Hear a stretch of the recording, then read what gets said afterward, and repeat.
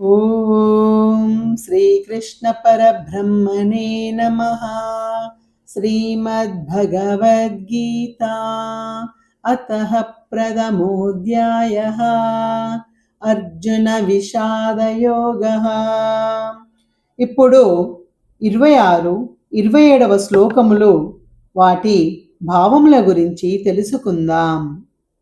తత్రాపశ్యత్సితాన్ పార్థః పితॄనథా పితామహాన్ ఆచార్యాన్ మతులాన్ భ్రాతॄన్ పుత్రాన్ పౌత్రాన్ సఖీంస్తదా శ్వశూరాన్ సుహృదశ్చైవ సేనయోరుభయోరపి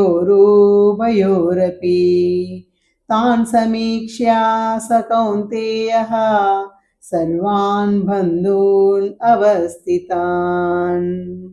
అక్కడ రెండు సైన్యములలోనూ ఉన్న తన తండ్రులను, తాతలను, గురువులను, మేనమామలను, సోదరులను, దాయాదులను, పుత్రులను, మనుమలను, మిత్రులను, మేనల్లులను మరియు శ్రేయోభిలాషులను అర్జునుడు చూచెను.